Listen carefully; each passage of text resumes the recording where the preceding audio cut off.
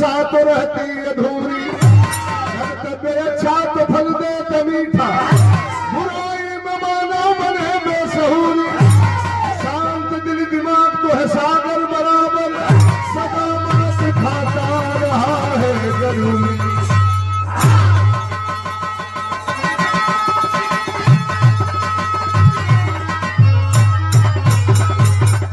बिहार में गान गजल के तर्जमा कौन है मास्टर? बढ़िया।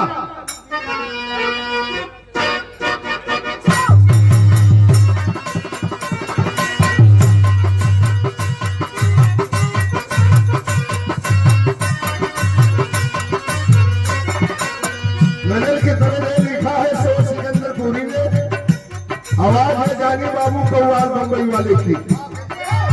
सुन लिया है सब मैंने,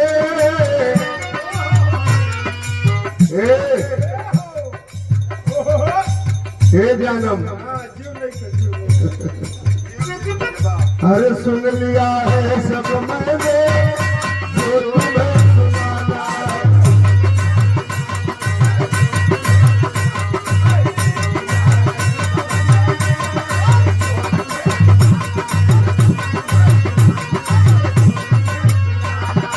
अरे सुन लिया है सब मैंने जो तुम्हें सुनाना है, अरे गहर से मोहब्बत है, अरे गहर से मोहब्बत है,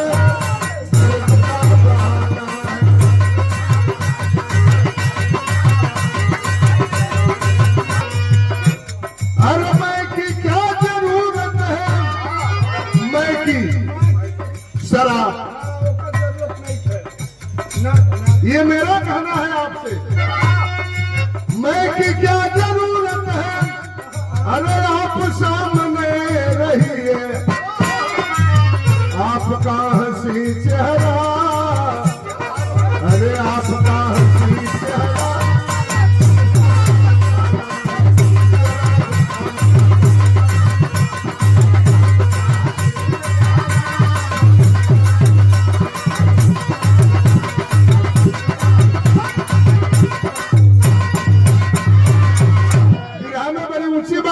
लिखा है। अरे देखना न दुनिया को, अरे देखना न दुनिया को, सरसरी निगाहों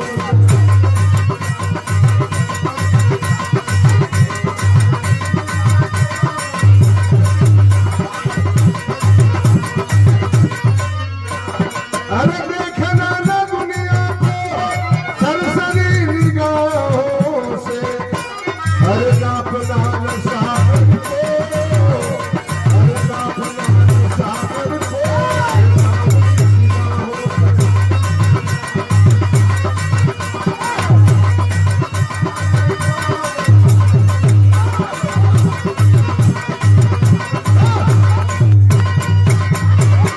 यहीं से कहानी की शुरुआत करने जा रहा हूँ।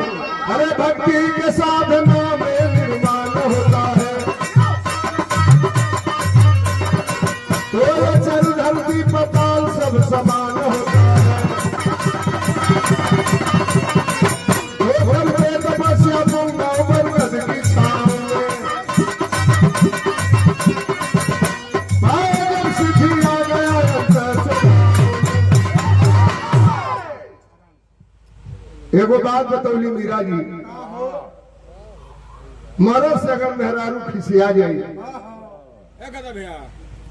केतनो मरद चाही मनावल और जाई, मेहरारू जीत पे आ जाई, तुहार हम काम नहीं करब, तो मरद वही तरह तकते रह जाइए, मेहरारू ठेंगा दिखा देगी। देखा मरद के विषय में भी तू नहीं खुद जाना, मरद की लगे इतना उपाय बा, इतना बुद्धि बा, यही तरह को मेहरारू अपनी मरद से खिसिया गई। देखा सिटी ने हम ना हमारा में कम रही चल जाएगी, हमारे आदमी के साफ बात सुनाए किसी, मेहरारू खिसिया गई,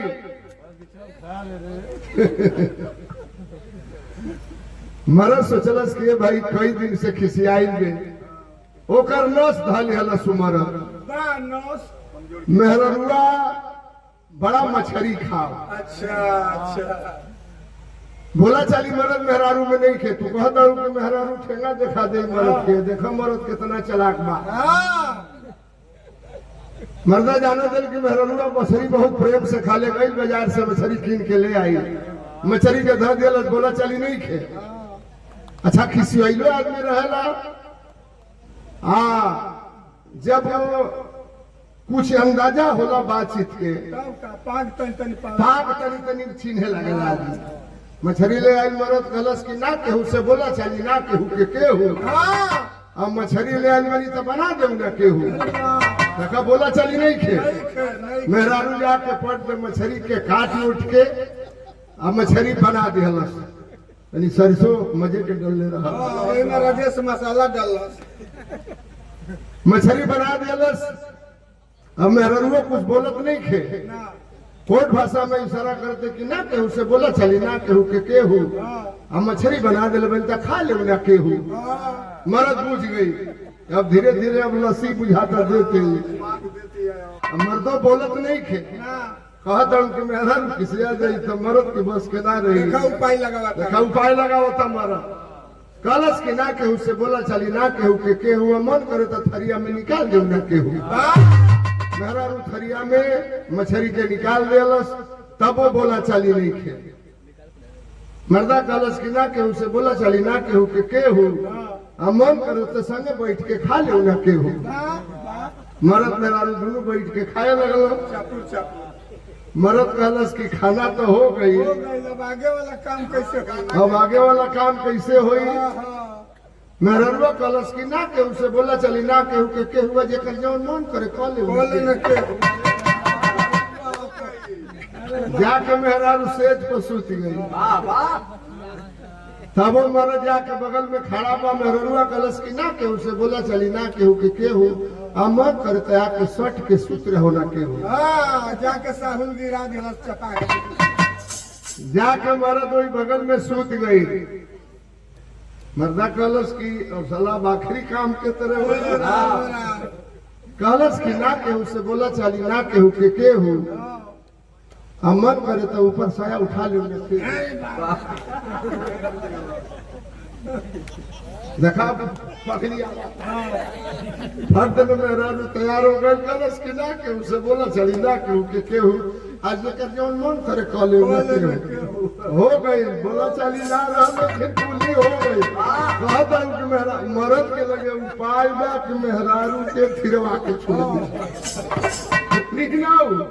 ए भैया बड़ा बढ़िया चर्चा रल, यही कलयुग के एगो साधु के विषय में हम बता दें। कलयुग में एगो साधु रल, उनका नाम रहे पुंगव दास। एक बार इंद्र महाराज के भजन कैलन, भक्ति कैलन, इंद्र भगवान खुश भइले, कहला साधु वरदान मांग लो। कहला जब दर्शन दे दिला तो का वरदान मांगी? राम राम कहिला, भर पेट भोजन मिलेला, जग में भंडारा में जाइला, मजे के गाढ़े दाल मिलेला, खिचड़ खाइला, खाली मोटका हथ रोटिया टिकरा मिलेला। अब देखा ही कुल शर्मा जी पुरन की बात याद आवेला, आलू पर मसाला चढ़ल तरकारी। पहले के जमाना में हमरे आपके घर में माई काकी बनाओ से चूल्ही पर खाना, तावा पर मुटकी लिट्टी टिकरा बना के और करा के चूल्हिया की अगावा मुहवा पर तनकी सधा दसा आग लागे, वो लिट्टी में वो फूल के पुआ नियर हो जाए, दूर के आदमी खाओ, चटनी में रहे तो उसे निक लगे। अब तक घरी गैस पर खाना बनता, जितने गैस पर खाना बनता उतने गैस धरता, खाली किरकिट ही रोटी बनता।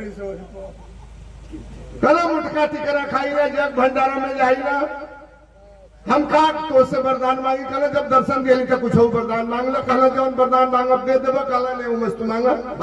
साधु कहला तब ये वरदान दे दा। अर्जुन यादव भैया पियरिया से 100 रुपया के पुरस्कार, बहुत भैया के नमस्कार बा। कहला कुछ मांग ला, कहला तब ये वरदान दे दा कि हम साधु हैं, अपनी बामू से जब बात कही दे हमार बात गलत ना होके। भगवान कहला एकर माने साधु जी कहला कि आदमी के कह दे कि मेहरारू हो जाओ तो मेहरारू हो जाए के चाहिए, आम के पेड़ के कह दे कि महुआ के पेड़ हो जाओ तो हो जाए के चाहिए, दिन के कह दे कि रात हो जाओ तो हो जाए के चाहिए, इंद्र भगवान सोचला साधुइया मांगते न रहल जवन हपच के वरदान मांगल चला जा साधु ये होई। गुलाब यादव भैया मनुपुर से 100 रुपए का 200 रुपए का पुरस्कार भैया के बहुत बहुत प्रणाम। हल्ला हो गई गौवा की पुरु बोरिया को पोखरा पर साधु पर आयल मरद मेहरारू जुटे लगला, मरद से ढेर मेहरारू जुटे लगली। काहे के हो जौना मेहरारू के लइका ना हो के साधु जी भभूत उठा के दे दे, भक भक मेहरारू के लइका होके लागल। मचल जवार इलाका में हल्ला हो साधु जी के विषय में। लेकिन साधु कहल जला के दू लाइन हम साधु के परिभाषा बता दें तरफ समझना।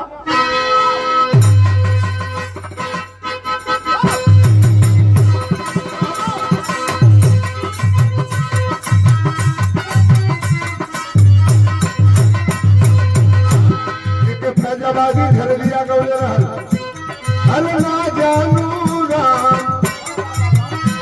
अब ना जानू राम विद्या कहाँ भी ना जानू राम।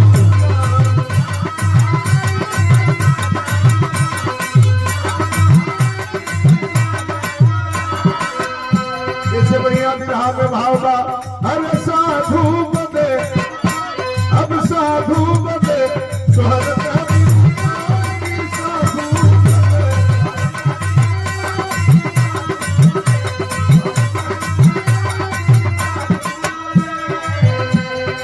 करते तपस्या मुनिया सन जमाई।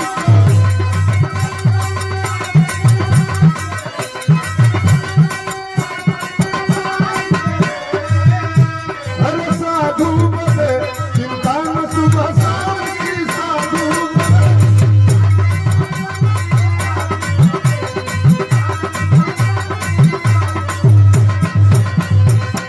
साधु बूढ़े बा जेकरा घर दुआर से कोनो मतलब ना बा, धन दौलत रुपया पैसा से मतलब ना बा, कंदरा में गुफा में जाके समाधि लगा के बैठल बा, तपस्या करत बा, भक्ति में लीन है, वही साधु है। एक घड़ी के साधुआ साध बनू घोरिया के गाँव में रहता हाँ खाली कोपर चढ़ता ना तुम्हें साधु हो के नाराज मत होई। साधु जी को ज्ञान मिला। एक दिन वही बरगद की पेड़ के नीचे कुटिया पर बैठ के आज तुलसी जी का माला फेरत रहलन। वही समय को घटना घटल, अरे बगुली बरगद पर से गंगा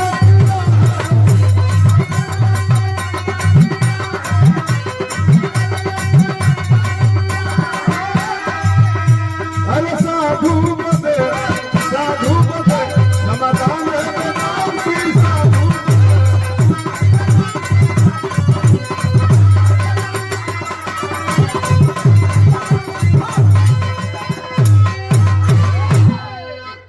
के ऊपर वही बरगद की पेड़ की डाली पर वो बकुली चिरई बैठा रहा। बकुली मैंने बकुला का मेहरारू चिरई जा ऊपर बैठा रहा, लोग के पैखाना लगल। बस साधु जी की ओर कारखाना घुमा दिया, ओकरा का मैदान लागल। पहले के जमाना में इकुल सिस्टम खत्म। पहले आदमी कहे कि फलाना मैदान होके गई बड़ा, झाड़ा फिरे गई बड़ा। अबे घरी आदमी कहता है कि फलाना लैट्रिन में गई लैट्रिन में गई हाँ ओके मैदान लगल। साधु जी की पीठी पर चिरिक दिहल। एक बाद ओके पेशाब लगल, साधु जी की पीठी पर पेशाब होकर दिहल। अच्छा मीरा कहा तो ओके एहसास होई कि ना है ना मैदान भइला के बाद लास्ट में छुल दे पेशाब लागेला बाकी ना कितनो आदमी मैदान बजे जब छूल के पानी चली छुल नीचे गिर गए। अब वो चिड़ई के पेशाब लागल। अब साधु जी की पीठी पर पेशाब कर दिया। जब पाला लागल साधु जी माला बंद कैला, ऊपर तकला काला बाह बाह। आदमी तो आदमी है, चिड़ई के हिम्मत है कि हमारी पीठी पर गंदा कर दिया, पेशाब कर दिया, श्राप दे दिया साधु ने। जा से तूने हमारे शरीर को गंदा किया है, श्राप देता हूँ जल करके राख हो जाओ। उनके सामने बकुली चिड़ई गिरल, ओकरी देह में आगी लगल, जल के राख हो गए।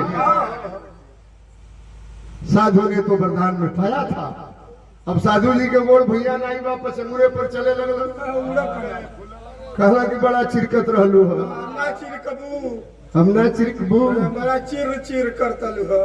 तेज निकल गई ने, बोल देलू ना, रखिया से सदुइया कहत मर गईलू न, गईलू न। लेकिन हे भैया, क्षमा बड़न को चाहिए, छोटन को उत्पाद। मैं आपसे पूछना चाहता हूँ, अरे साधु क्या पाया उस चिड़िया को जला करके? गंदा ही तो किया था, क्षमा कर देना चाहिए। हल्ला हो गई पूरा इलाका में, साधु जी चिड़ई जरा देना, साधु जी चिड़ई जरा देना।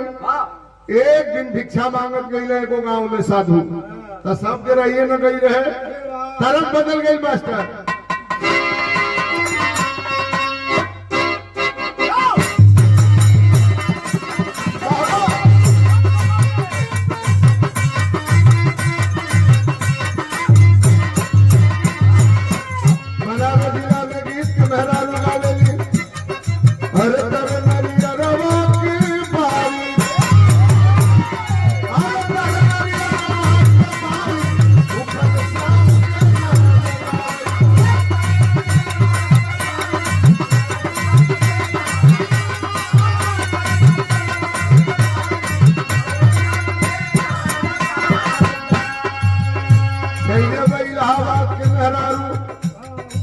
बदल के गावेली नदिया किनारे मोर बोलब, हजार बार बोलब, हमारे पिया हमसे।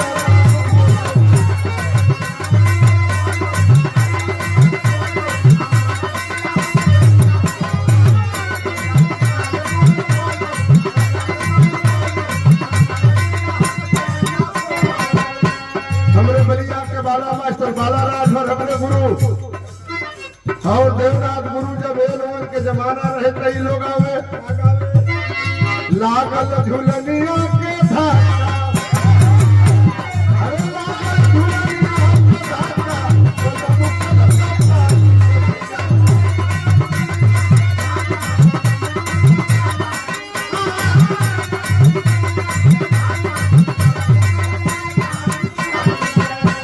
पहले गांव में साधु जी भिक्षा मांगत, अरे हमसे बड़ा नहीं कोई, अरे हमसे बड़ा नहीं कोई, बाबा हो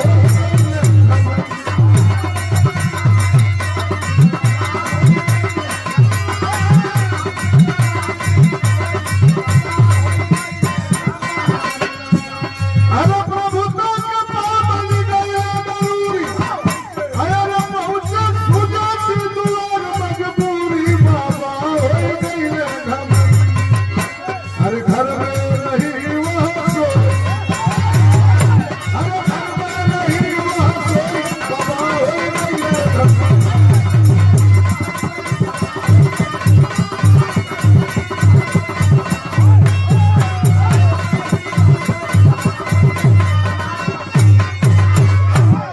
गैला गांव में सबकर कवारी बंद हो गई, घूमत घूमत गैला पूर्व टोला, भीतर से किली बंद रहल घर के। वो घर के मलिकार चाहे मलिकाई एगो मेहरारू रहल, ओकर नाम रहल सुजाती। ओकर मरद हर हा के आई रहल, अपनी मरद के खाना खिया के चारपाई पर सुतौले रहल, धीरे धीरे अपनी मरद के हाथ पैर गोड़ दबावत रहल। साधु जी गईले जाके सिकड़ी भुलकौला, एक घर में केहू बा, हम पुंगव दास बोलत तनी, हमके दरवाजा खोल के भिक्षा दे दो। कौनो आवाज ना आई। दूसरी बार साधु कहला करे मैं पुंगव दास बोल रहा हूँ, खोल दो दरवाजा वरना श्राप दे करके जला डालूंगा। कौनो आवाज ना आई। वो तो अपनी मरद के सेवा में लागल बे, केवड़िया भर गई रहल, तनी सब फाक हो गई है। आम की पटरा करे, आम की पटरा पतरा है, ऊपर से नीचे छेद रहल। एगो आंख बंद करके जब साधु जी तकल, कैसे तकल, एगो आंख बंद करके आदमी ताकेला तो आगे पूरा भोभाल लोग ताक के बताई दो। एमे केहू ताके देख ले, नहीं तो तू ही ताक। जे जहाँ बैठल बा वही जैसे देख ले। मीरा तू ही देख ले, हे तेरे कह के, हाँ हे तेरे एगो आंख हम बंद करतनी, एगो आंख से ताकतनी सगरी आदमी लौकता। मैं चकरे लौकता। एगो आंख बंद करके साधु जी तकला, मर्द की संगे सुतरल, कहला देखा तानी कहला सोही तरह देखा केवाड़ी ना खोलब। साधु कहला भला इंद्र भगवान हमारी बस में उमेला कहते कि केवाड़ी ना खोलब, खोल दे दरवाजा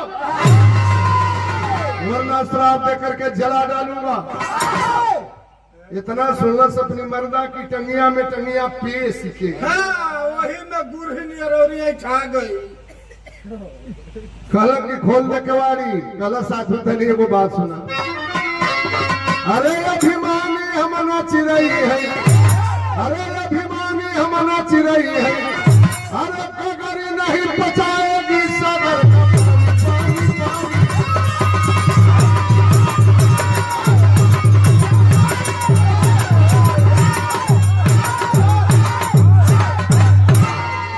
कहला से साधु वो पेड़वा पर के हम चिड़ैया ना है, जौना के श्राप दे के जरा दिहला। साधु जी के बोल के चल गए भीतर, ऊपर पेटे में चल गए। सुतल में मरद की संग ही कैसे जान गई कि हम चिड़ई जरा के, चिड़ई जहाँ जरौली यहाँ से कई कोस दूर बा, ई कैसे जान गई। कहला हाथ जोड़ तनी, तोरी गोड़ पर गिरा तनी, ना चाहिए हमके भिक्षा, आप दरवाजा खोल के बता दे कैसे तू जान गई। ले क्रोध में थी औरत आकर के दरवाजा खोलती है। अरे दुष्ट पाखंडी साधु कहाँ ज्ञान को पाया तू, भक्ति के जरिए केवल पंछी को जलाया तू। मेरे जंगल की बगुली जो हमको सबक सिखा दोगे, शक्ति तेरे अंदर जो वसुधार हिला दोगे। दरवाजा खोलना गलत सरे पाखंडी साधु, क्या पाया उस चिड़िया को जला करके, हमें जलाने के लिए आए हो। साधु तो से को हमारा रोवा टेढ़ ना हुई। साधु जी गोड़ पर गिर गई, कलम माफी मांगतनी, हम कहना चाहिए भिक्षा तनी ये तने बता दे, तू कैसे जान गेले कि हम चिड़ई जरा के आएली। कल साधु जी जानल चाहता, यहाँ तरज बा कैसन बा, बड़ा बढ़िया नाच देखौली है। नाच देखौली है, बहुत नाचे लागल। तू एक आध को दिखा दे। अरे छोड़ा तो ब्रांड है, यही तो वीडियो है। एगो बात हमको याद आ गई, बताओ तो रही मीरा, तब हम जल्दी में तो हम कहा जानते। आप भी बताइए बताइए। खाली की राजा जात रहो तो भालू बन गए।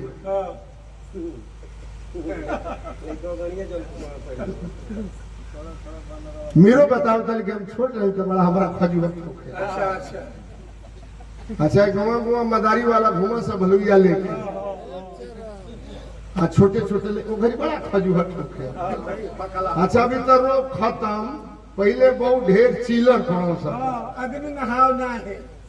हाँ खटिया पर सुते तो खटमल बड़ा काटो सब, खजुआ तो घरी बड़ा होके। का तरकुल खाली खाली खाली आदमी खाओ पेड़ पे। मीरो के एक बार छोट में भी इन्हों के भइले है बुच्ची रही थी, बताओ तो रही कि हमारे एक बार खजुआ हो गई। गाँव में मदारी वाला पहुंचल तो हमारे घर वाला कहला के भैया सुना तनी का खजुआ भेल तनी भलुलिया से के तनी चितरा ना चटवा दा। तब चटवावला पर आप फूंक दसा तो खजुआ ठीक हो जाए। ये बताओ तले कि हमरो खजुआ ठीक हो गई। ए भालू के नाम पर हमके बात ही कर याद आ गई। ये तरह बा पहले के जमाना में जब हुरका के नाच होके, पखाउट के नाच होके, डफरा के बाजा में जब बतौली वही पछरक के लौंडा नाचे। कैसे नाचे? अब काज ने कैसे नाचे कर बोल बता देते ही, ओकर 3 गो बोल बतावे हुरका के। कितनी तहुम के दे गोली निके निके अब ना मिली के रास्ते भीतरी सैदपुर भीतरी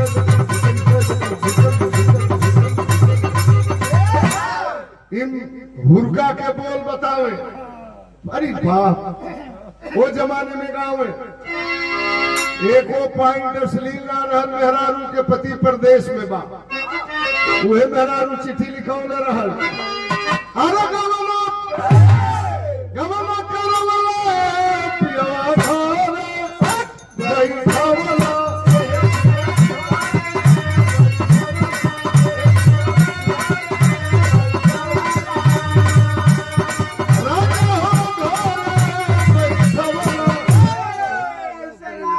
अब छोड़ा को लोग नहीं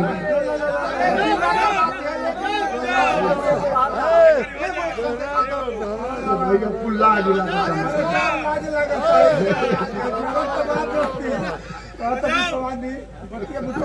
अच्छा चल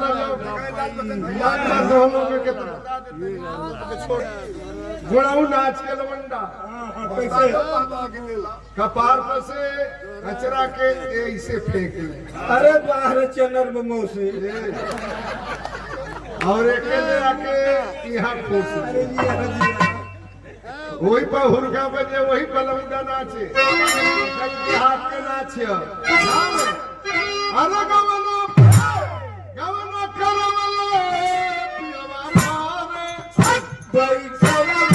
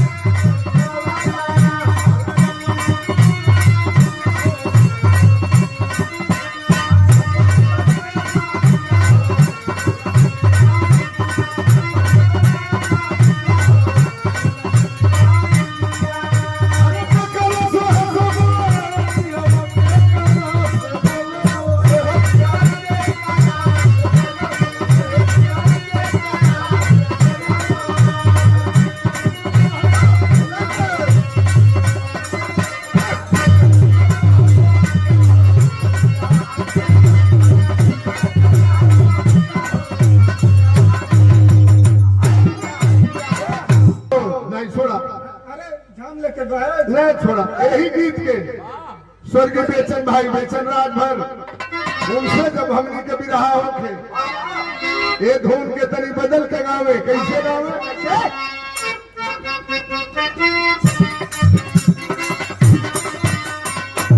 अरे भागू लगड़ा मता मकहिया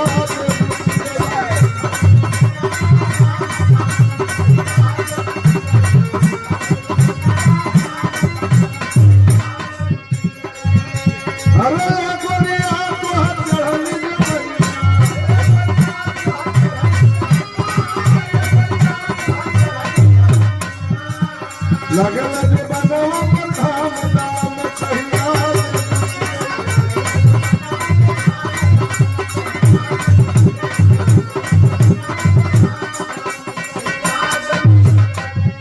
₹100 हमारे यूट्यूबर साथी नौवा का ताना चरण चौधरी अरे बा चरण पहलिया ये तो हर रखा चैनल कौन नाम से जीके बिरहा जंक्शन जीके बिरहा जंक्शन डीके जीके बिरहा जंक्शन हमरे चरण भैया पहले बिरहा भी गौरव हरफन मौला सामाजिक कार्यकर्ता भी है आपके चैनल में आपके तरफ से ₹100 का पुरस्कार बहुत बहुत प्रणाम। एक लाइन और बेचन भाई गाँव में मिला। अरे गोरी आज भाई बुढ़ैया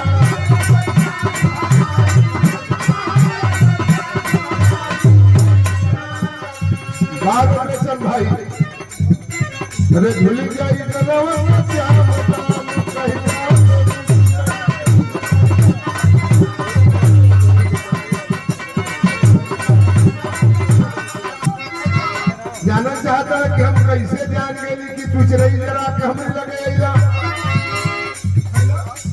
अरे भैया झूठे मुझे मगरूर दूर हो गई तो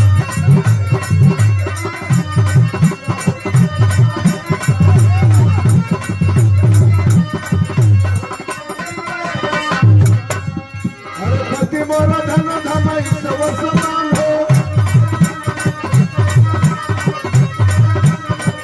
अरे पति मोरा धन धमाई सब समान हो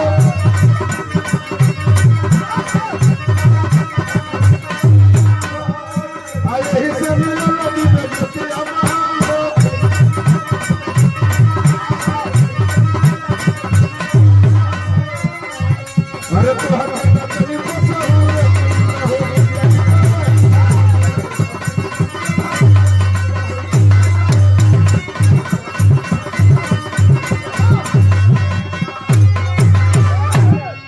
कोटेशन की बात मेरे हाथ सुनने वाले साथी बता रहा हूँ कल सुजाती मेहरारू की साधु है ना देखला क्या मरद के लगे सुतर रहली रे बेईमान नीच ढोगी साधु तुम्हारी नीयत खराब हो गई सुतर रहली तो अपनी मरद के लगे सुतर रहली दूसरा मरद के लगे ना सुतर रहली आए साधु हम अपने पति के भगवान मान के सेवा करीला पूजा करीला हमारी मरे से बढ़ के दुनिया में कोनो देवी देवता ना हम अपनी मर्दे के भगवान मान के पूजा करीला सेवा करीला पति के सेवा कैला से कि हमके दिव्य दृष्टि मिलल बा दुनिया में का होला है कि हम जान जाइला साधु जी गोड़ पर गिर गइला कहला कि तनी दो चार गौरी निमन निमन ऐसे ने बात बता दे कलश कुली हम ही ना बताई आगे बढ़ा सामने वाला गांव का नाम जनकपुर है वो गांव में जेबे वो धर्म व्याध नाम के आदमी के घर बा भूत भविष्य वर्तमान तीनों काल के बाद बताई साधु जी कहला जब मेहरारू से इतना ज्ञान मिलल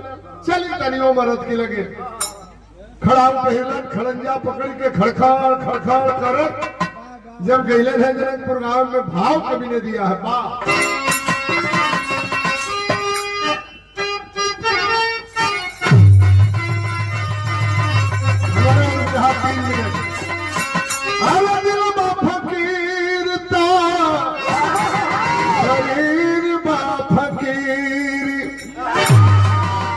शरीर में फकीर समा धर्म व्याध नाम जनक पूरा पहुँचे ये लोग घरा के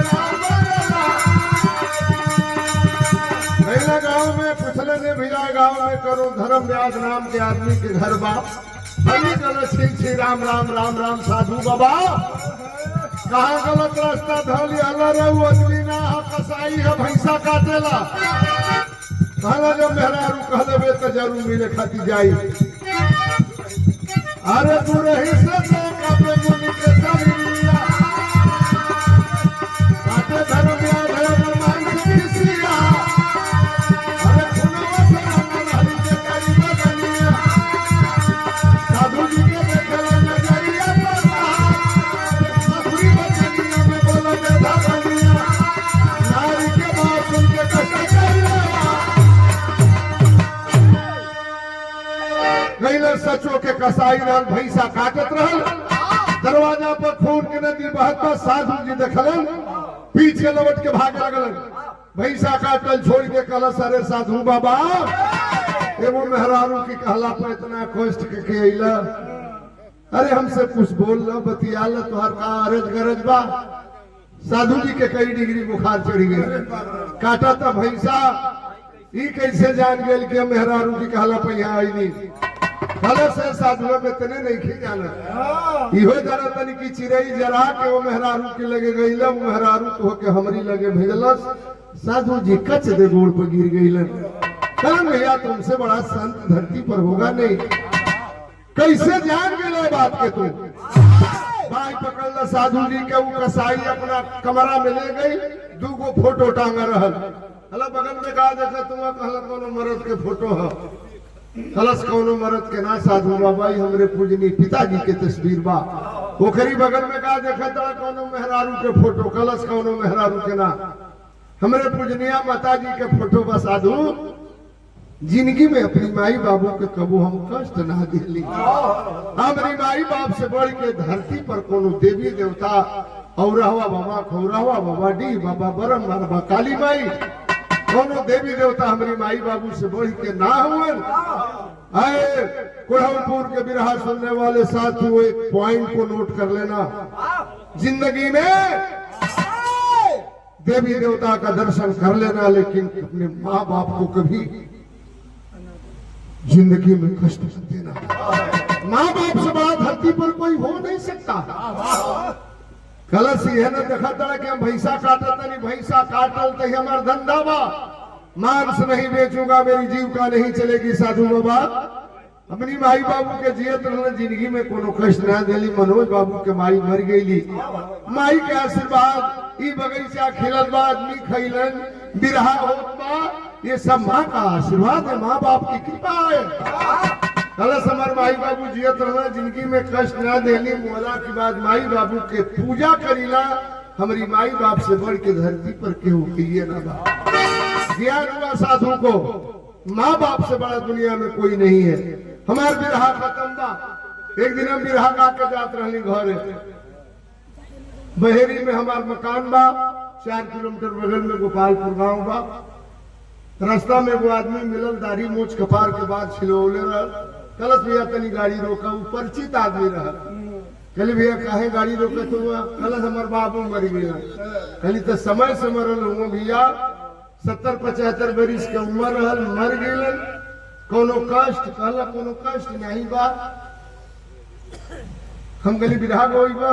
कहला बिरहा तो होइबे करी, लेकिन एगो दर्द बा। हम कहली का दर्द बा? क्या भैया गाड़ी रोकला, बिरहा का होई बा, बिरहो गा दे। रोवे लागल। हम कहली भैया काहे रोवत हुआ? तड़े भैया खोल के बता। कल से भैया हमें खाती के नहीं खिरोवत के हमारे बाबू मर गए। बहुत दर्द बा, हमारे बाबू जियत रहुआ 30,000 पेंशन मिलत रहा, पेंशनिया नाम कली जाए ससुर। बाबू की मोला खादी के ना रोत रहा, ले खादी के रोत, लेकिन पेंशनिया पावत रहा, पेंशनिया बंद हो गई। ऐसा बेटा है धरती पर हूँ, जिस बाप ने रेलवे में रह करके सब कुछ तुम्हें दे दिया, मरने के बाद पेंशन के लिए रो रहे हो, ऐसा बेटा है धरती पर भगवान के हुक्म न दे। साधु को ज्ञान हुआ धर्म ज्ञान कसाई से,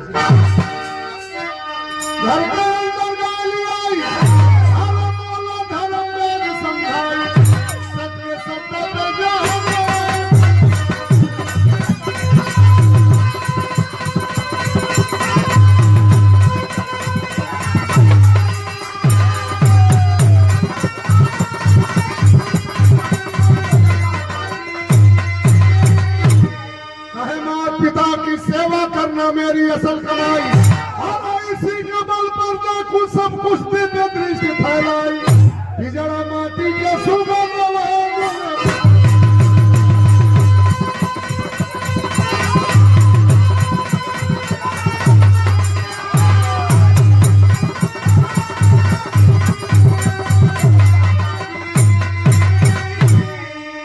कुसुम बरात देवराम सारे जद्दू के पैगाम